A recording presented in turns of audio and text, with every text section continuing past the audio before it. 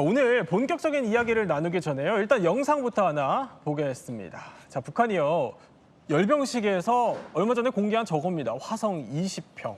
중국, 러시아 고위급 인사들 지켜보는 가운데 우리 이거 갖고 있다 이러면서 핵무력을 제대로 또 과시를 한 건데 이게 미국 본토를 겨냥해서 가장 화제인 건데 정명수 작가님. 네. 그동안 괴물 ICBM 나온다 만다 얘기가 있었는데 결국 나왔어요. 네, 북한이 노동당 창건 80주년 기념식 열병식에서 신형 대륙간 탄도미사일 화성 20형을 공개했습니다. 북한 매체는 이 미사일이 그 기존의 화성 19형보다 사거리, 그다음에 탄두, 그다음에 여러 가지 성능이 개량이 돼서 네. 미국 본토를 직접적으로 타격할 수 있는 유효한 무기다라고 얘기를 한 상황입니다. 그리고 이제 또 중요했던 게 열병식에 러시아 그리고 중국의 고위급 인사 앞에서 이렇게 공개를 했다는 점. 네. 그리고 같이 나왔던 게 이제 극초음속 단거리 탄도미사일 화성 11마 형도 같이 나왔는데 요건 이제 단거리 극초음속 미사일이기 때문에 우리를 겨냥한 이제 우리 미사일 방어망을 교란시키고 파괴시키기 위해서 만들어졌다라고 보시면 될 것 같습니다. 그밖에 조선중앙통신에서 여러 가지 이제 무기 체계를 소개했는데 무인기 발사차 그리고 이제 그 에이브럼스 전차와 우리의 K2 전차가 섞여 있는 듯한 북한이 이제 개발했다고 하는 신형 전차 그리고 네. 이제 방사포 그리고 또 이제 그 우크라이나의 이제 쿠르스크 전선에서 싸웠던 것 같은 이제 파병 부대도 이제 행진에 대열에 동참함으로써 여러 가지 이제 무기들을 과시했습니다. 자, 어쨌든 이 중에서 가장 ICBM 끝판왕으로 불리는 이 화성 20형이 가장 큰 화제를 낳고 있는데 자, 일단 이거 겉보기만 봐서는 모르겠지만요, 자세히. 네, 일단 그렇죠. 어떻게 추정하세요, 전력을? 예, 그러니까 이제 최강의 핵 전략 무기라고 예. 그렇게 메드베데프 리창 총리 앞에서 얘기를 했어요. 어떻게 생각하는지 모르겠는데 네. 어쨌든 북한의 행태를 보면 사실 과장, 기만, 선전 이런 걸 많이 하기 때문에 저게 실제 발사나 검증이 되지 않은 무기이기 때문에 네. 위력이 어느 정도인지를 우리가 추정할 수밖에 없는데 북한 주장을 그대로 이제 인용을 한다면 사실은 이 엔진의 추력이 높아졌어요. 고체 연료 기반이고요. 네. 사거리가 무제한이다. 15,000km는 지구 어디든 다 타격할 수 있는 그런 능력을 가지고 있다고 얘기를 하고 있고요. 무엇보다 우리가 주목하는 것은 이 탄두입니다. 네. 다탄두. 그래서 최대 5개까지 탄두를만 실른다면 그 탄두가 워싱턴을 비롯해서 뉴욕 또 서부 지역까지 타격한다면 사실 미국이 정찰 이 추적 다 하지만 네. 요격에 제한이 될 수도 있다라는 점에서 우리 또 미국 이 국제사회가 여기에 대한 대비가 필요해 보이는 그런 무기임에는 틀림이 없습니다. 그러니까 트럼프가 보기에는 어쨌든 미국 본토, 아까 말씀하셨던 것처럼 뉴욕, LA 전 사정권을 다 타격할 수 있으니 굉장히 보기 불편한 무기일 것 같은데 자, 그래서 그런지 트럼프도요, 참지 않고 맞불을 놓고 있습니다. 자, 물론 이 ICBM이 공개되기 직전에 이제 나온 거긴 하지만 미 해군이 공개한 사진이 하나 있어요. 보겠습니다. 자, 이건데 자, 이제 수중에서 화염을 뿜으면서 뿜습니다. 미사일이 날아오는 건데 저게 트라이던트 2라고 불리는 SLBM이라고 해요. 저희 미 해군에서 작심하고 공개한 건데 마치 북한 보라는 듯이 하는 것 같기도 하고요. 네, 맞습니다. 이름에서 알 수 있듯이 트라이던트, 즉 삼지창이죠. 해상에서, 해중에서 가장 강력한 무기라고 일컬어지는 삼지창을 현대화시킨 거다라고 보실 수 있는데 전형적인 SLBM, 잠수함에서 발사하는 탄도 미사일이고요. 네. 1990년대에 실전 배치가 됐어요. 그러면서 여러 차례 개량을 거치면서 지금 현재도 가장 강력한 SLBM 중에 하나다라고 평가를 받고 있습니다. 사거리가 7,000에서 12,000km인데 네. 왜 사거리가 그렇게 차이가 나냐? 탄두를 8발에서 12발 정도를 장착을 할 수 있습니다. 네. 그래서 탄두 중량에 따라서 사거리는 당연히 차이가 날 수밖에 없고요. 이 무기가 언제 쓰이는 무기냐? 물론 선제 공격을 할 때도 아주 유용한 무기지만 네. 가장 무서울 때는 미국이 먼저 타격을 당해서 본토가 반격이 불가해도 만약에 이 트라이던트2 SLBM을 장착한 핵 잠수함이 살아있다면 네. 미국을 공격한 그 나라는 안심할 수 없죠.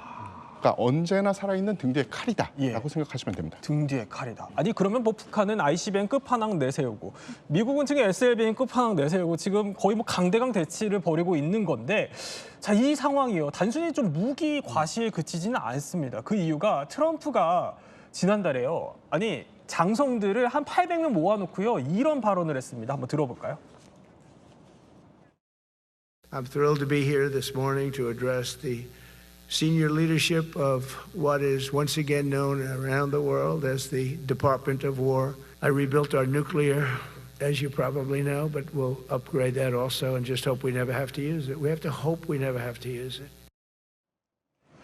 아니 문세 사장님, 네. 한 800명 장군들 이제 모아놓고 핵 이거 우리 제대로 한번 업그레이드 하겠다 이거 선언을 한 겁니다. 어떻게 봐야 돼요? 예, 그러니까 지금 이제 국제 질서의 변화를 보여주는 그런 부분이라고 볼 수 있어요. 예. 국방부를 전쟁부로 이름을 바꾸고, 그다음에 사실 오랫동안 물론 관리는 해왔습니다만 오래전에 사용했던 이 핵무기를 다시 꺼내서 이걸 재건했다고 그랬거든요. 네. 그다음에 업그레이드를 한다고 그랬어요. 예, 저는 그런 생각이 듭니다. 지금 트럼프 대통령 이런 얘기는 지금 서방, 미국을 중심으로 하면 이 자유민주주의 체제와 예. 그다음에 중국, 러시아를 중심으로 하는 이 권위주의 독재 체계, 수정주의 세력과의 충돌, 이걸 이제 소위 말하는 신냉전이라고 얘기를 하는데 러시아가 우크라이나를 침공했고요. 네. 중국은 대만을 타격하겠다고 그러고 지금 무기를 계속 핵무기, 미사일을 업그레이드하고 있거든요. 그렇다면 미국 본토가 안전하지 않은 거예요. 그렇기 때문에 네. 저도 이런 경우는 처음 봤어요. 군생활 뭐 30년 넘게 했습니다만 이렇게 지휘관 800명을 모아놓고 이렇게 연설하는 건 처음이거든요. 그래서 제가 볼 때는 굉장히 지금 상황이 심각하다. 이러기 때문에 우리가 핵무기 이걸 사용하지 않겠지만 네. 않기를 바라지만 그러나 이걸 계속 재건하고 업그레이드해서 철저한 대비를 하겠다. 방금 보여준 트라이던트 2도 그런 케이스라고 봐야 됩니다. 그러니까 핵을 업그레이드 하겠다. 그러니까 미국 본토가 이제 제일 먼저 우선순위라는 거예요. 트럼프한테는. 그런데 여기 발언에서 또 눈여겨봐야 될 게 아니 국방부가 아니라 이제 전쟁부라고 얘기를 해요. 굉장히 유의미한 발언 아닙니까? 예, 명칭을 우리가 좀 알아봐야 되는데 그럼 전쟁부가 어떻게 생겼고 왜 국방부에서 전쟁부로 가야 되냐 이거를 알아보려면 미국의 예. 역사를 좀 봐야 됩니다. 1776년 7월 4일 미국이 건국을 했죠. 당시에는 공군은 없었어요. 대다수의 미군 병력은 육군이었고 그렇기 때문에 전쟁부 산하에 육군성이 먼저 생겼고 그 뒤에 해군성이 생겼습니다.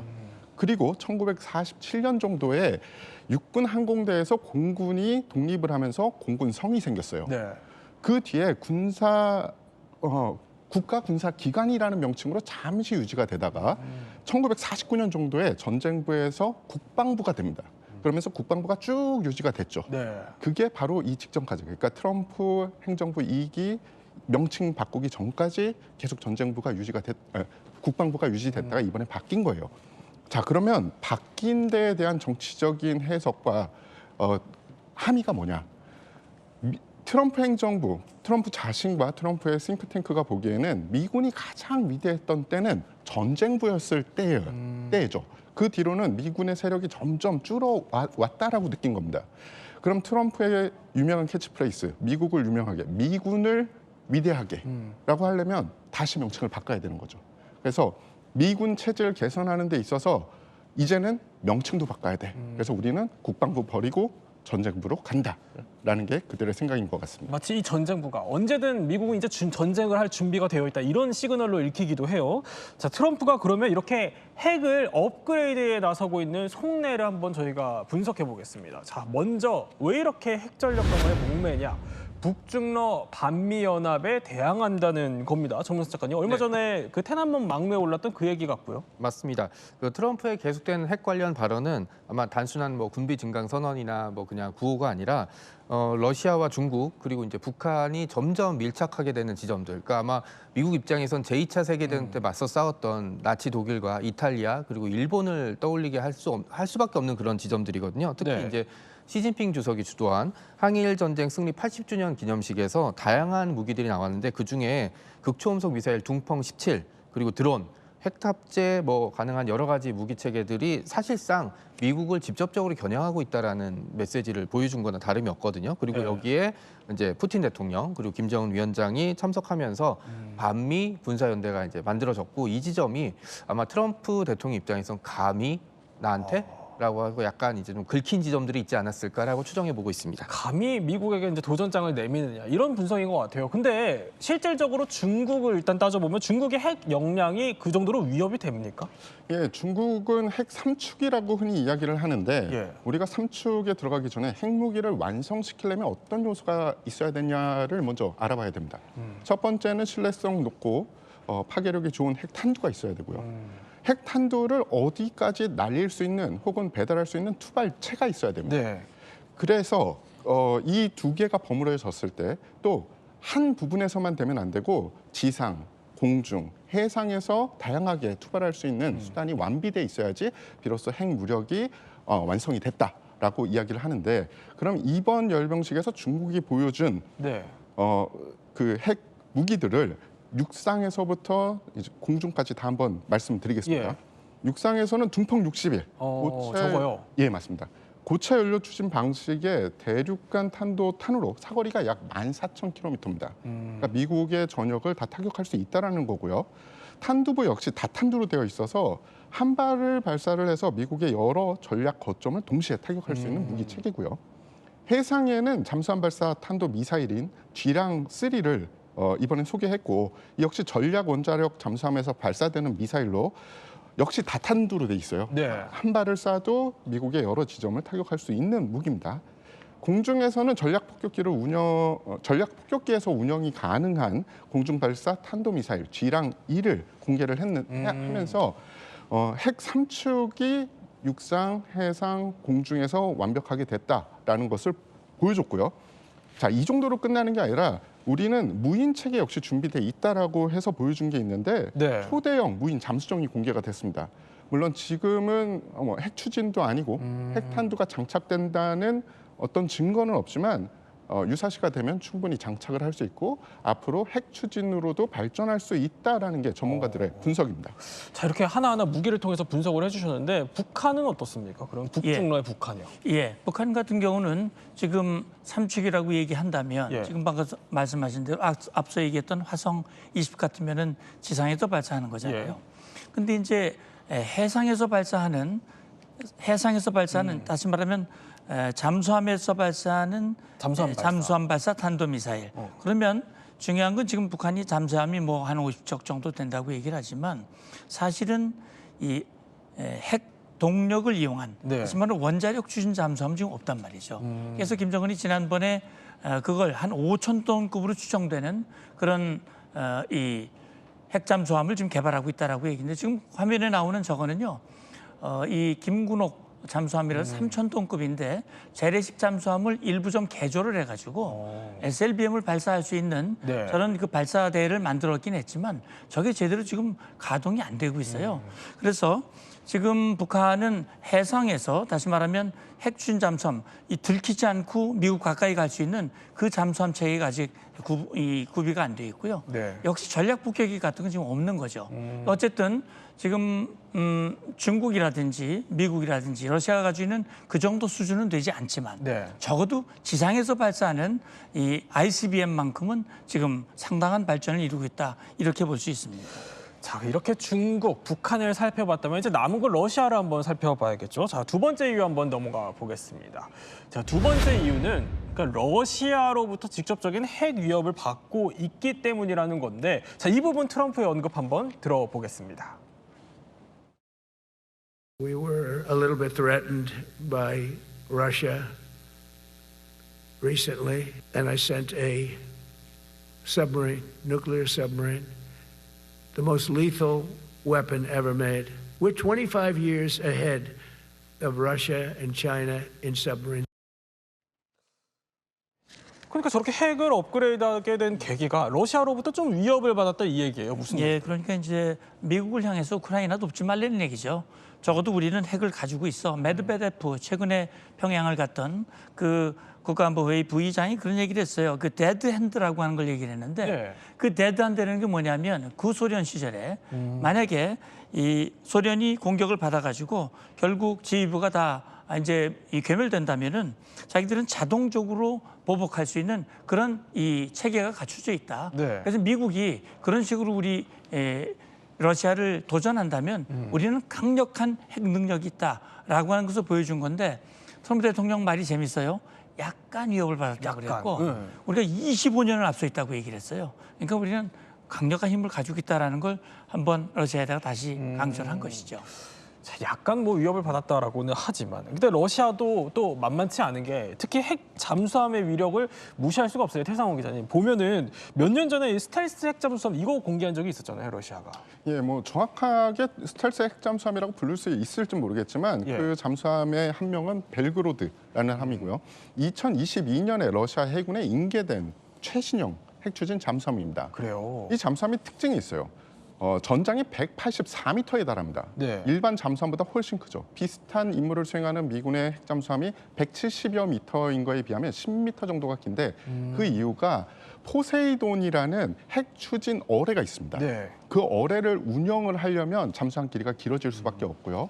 잠수함 하부에 또 다른 핵 추진 심해 잠수함, 그러니까 잠수함 두 척이 같이 다닌다고 보시면 돼요. 그래서 이 잠수함은 특별한 임무를 수행하는 잠수함이라고 보시면 됩니다. 즉 유사시가 되면 미국 근해에 가서 미국의 해안부에 붙어 있는 주요 네. 전략 거점을 파괴시키는. 그러니까 바닷속에서 기다리고 있다가 이제 미국을 향해서 사실상 핵무기를 이렇게 날릴 수 있는 거라는 건데 이 벨고로드가 아니 근데 2022년에 돌연 자취를 감춰서 난리예요.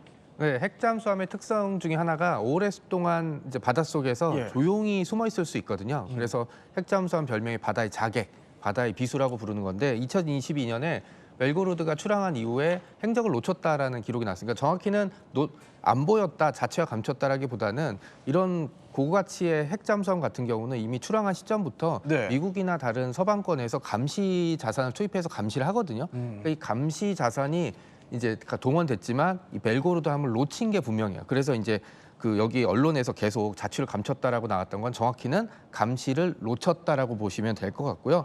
그다음에 이제 벨고로드 같은 경우는 예. 아까 데드핸드에 동원될 수 있는 핵무기이거든요. 그리고 핵 어뢰도가 있기 때문에 미국 연안에 가서 핵 미사일도 발사할 수 있고 핵 어뢰를 사용해서 미국 연안의 항구들이나 그거 아니라 그래도 동맹국의 주요한 미군 해군 기지들을 네. 얼마든지 타격할 수 있는 잠수함이기 때문에 여러 가지 이제 그 전략 자산으로 사용될 수 있고 최근에 이제 우크라이나 전쟁이 이제 러시아 의도대로 끝나지 않고 있으니까 네. 아마 이제 이 핵 어뢰라 핵 미사일 탑재한 벨고로드를 가지고 어떤 무력 시위를 나서지 않느냐라는 그런 예측들도 나오고 있습니다. 자 이렇게 벨고로드 살펴봤으면 이제 핵잠수함 봤으니까 다른 뭐 전략 폭격기나 미사일도 있을 거 아니에요, 러시아가. 예, 러시아 역시 핵 삼축을 아주 골고루 잘 갖추고 있고요. 예. 뿐만 아니라 수량도 가장 많습니다.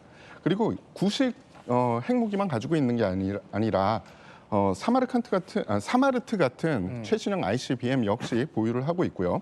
그리고 미국을 가장 긴장시키는 요소 중에 하나는 예. 핵 보유국 중에 가장 많은 기동 훈련 및 실전 배치 훈련을 실시하는 나라가 바로 러시아예요. 자, 러시아도 상당한 핵 역량, 뭐 25년 뒤처져 있다고 트럼프는 얘기했지만 실제로 보면은 그 정도는 또 아닌 것 같다는 생각이 들기도 하고요. 네.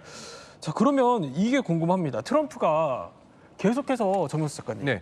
이렇게 핵 역량을 업그레이드 하겠다고 하면 어쨌든 국제 질서에서는 핵 확산을 좀 막는 게 국제 질서인데 맞습니다. 이 북한한테 핵 포기해라 이렇게 하기엔 네. 좀 명분이 떨어지는 거 아니겠어요? 그러니까 북한 입장을 놓고 생각한다면 뭐 편들 생각은 없지만 북한은 이제 김정은 체제를 유지해야 되는데 핵이 없이는 유지된다는 보장이 없다는 걸 이미 한 수십 년 동안의 행적에서 이미 봐왔기 때문에 자발적으로 포기할 상황은 전혀 없고요. 그리고 핵무기라는 게 양날의 검이라고 볼 수 있는 게 미국과 소련이 핵무기가 서로 없었다면 1980년쯤에 제3차 대전이 벌어졌을 거예요. 네. 그리고 제4차 대전은 아인슈타인 박사 말대로 돌도끼랑 몽둥이 가지고 싸웠겠죠. 그러니까 핵무기 자체가 상호 확증 파괴 그리고 이제 나를 공격하면 너도 맞겠다라는 그런 식의 어떤 균형을 가져온 장치였는데 지금 그거는 사실 강대국끼리의 언어거든요. 그러니까 미국이랑 소련 그리고 소련을 계승한 러시아 그리고 중국 같이 가진 거 많고 앞으로 해야 될 거 많은 강대국들은 서로 좀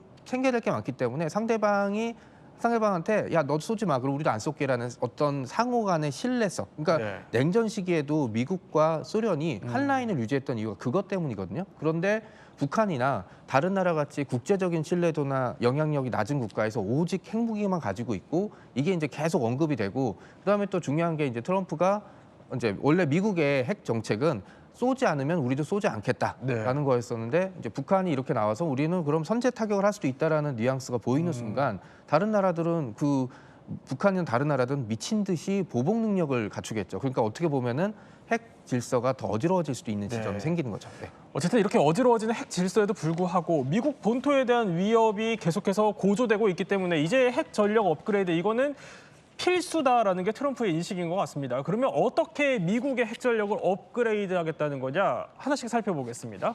자, 첫 번째 이겁니다. 대륙간 탄도미사일 ICBM 미니트맨 3인데 일단 이게 어떤 무기죠? 예, 대륙간 탄도미사일이라고 말씀을 하셨는데 이게 사거리가 한 10,000km 가까이 돼요. 속도가 시속 24,000km니까 30분 내에 북한, 러시아를 타격할 수 있습니다. 예. 무엇보다 이 핵탄두를 장착할 수 있는데 그 위력이 450kT예요. 이거는 이 히로시마에 투하했던 것보다 30배의 위력을 가지고 있어요. 이걸 여러 개, 3발을 장착할 수 있고요. 이게 이제 꾸준히 위력이 검증이 돼야 되잖아요. 매년 이걸 발사를 하고 있고 24시간 타격할 수 있는 운용 체계인데 400기를 가지고 있습니다. 그래요. 네. 400개를 갖고 있는 이거를 어떻게 업그레이드 하겠다는 거예요? 예, 그런데 문제가 미니트맨 3가 지금도 굉장히 좋은 무기 체계인 것은 확실하나 60년 이상 된 무기 체계입니다. 그렇기 때문에 개량이 있었다고 해도 아무래도 유지 보수의 비용이 더 들어갈 수밖에 없죠. 그래서 지금 센티넬이 한참 개발이 되고 있는데 센티넬이 개발이 되고 있는데요. 정확한 재원은 아직 공개가 되진 않았어요. 하지만 전문가들의 의견 그리고 일부 정보에 의하면은 오히려 미니트맨보다 작아진다. 예, 작아지지만 성능은 더 좋아진다. 즉 더 우수한 고체 연료와 더 좋은 그 재료 그리고 센서 통합 등을 통해서 무게나 아니면 외경을 더 줄일 수 있었다는 거죠.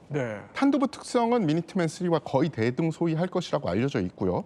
여기서 중요한 것 중에 하나가 탑재되는 핵탄두인데 아까 미니트맨 3도 아주 강력하다고 했잖아요. 근데 그것보다도 175킬로톤이 더 강력하다라는 이야기가 있습니다.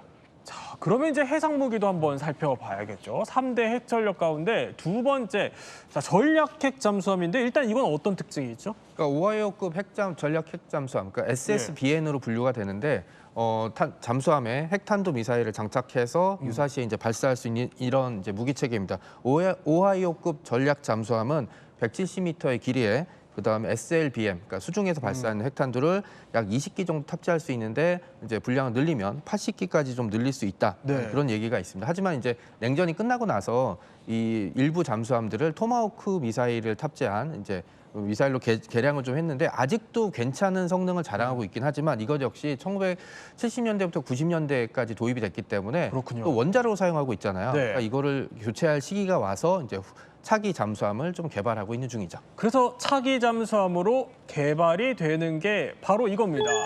컬럼비아급 잠수함. 이건 뭡니까? 예, 오하이오급을 대처하기 위해서 지금 제작 중이고 그리고 일부는 벌써 진수된 잠수함인데요. 총 12척이 건조될 예정이고요. 대형 핵추진 잠수함입니다.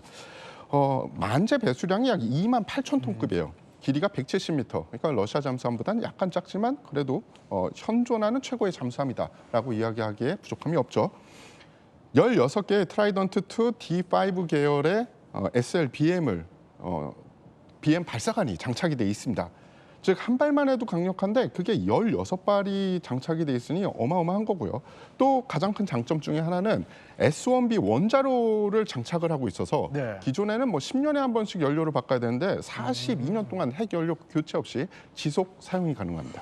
그러면 마지막으로 이제 공중도 한번 살펴봐야겠죠. 공중 전력은 장거리 전략 폭격기들, 뭐 B2, B52 이거 얘기하는 것 같아요. 그렇죠. 뭐 거기 B1B도 있지만 B1B는 사실 핵탄두를 탑재하지 않기 때문에 이제 제외하고요.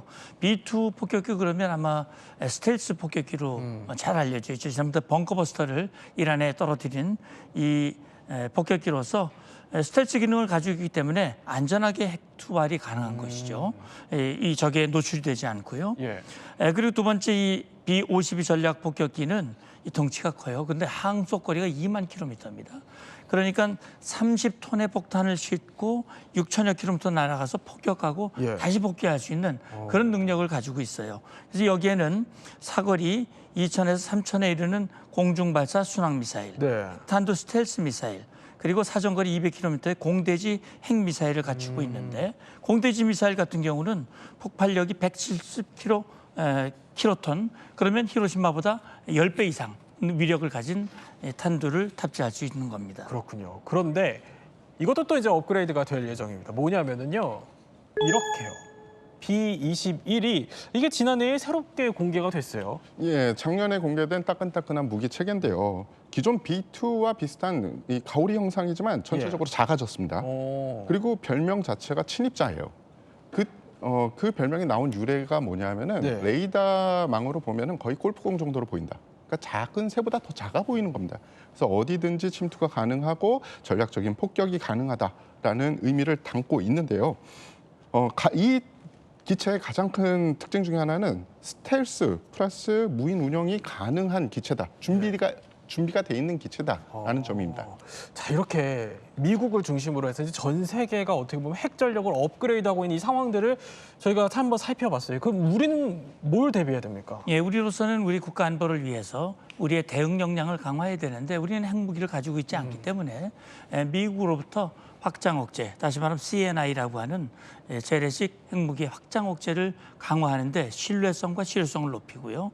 그다음에 최근 한미 간의 동맹 현대화를 얘기를 하고 있는데 우리의 잠재 핵 전력을 높이기 위한, 우리도 사실 핵 추진 잠수함, 원자력 잠수함을 갖는 것, 이것이 사실 가장 우리에게 위협이 되는 북한의 위협에 대응할 수 있는 그런 역량을 구비하는 것이라고 생각합니다. 사실 한미 간에 지금 원자력 협정도 지금 개정을 해야 되는 상황이고 테이블에 올라야 되는 상황인 거잖아요. 예, 최근에 지금 보도를 보면 우리의 입장을 미국이 어느 정도 이해를 하고 기존에 있는 협정보다 업그레이드된 우리의 역량을 좀 높일 수 있는 그런 방향으로 개정이 지금 되고 있는 것 같다라는 얘기를 듣고 있습니다.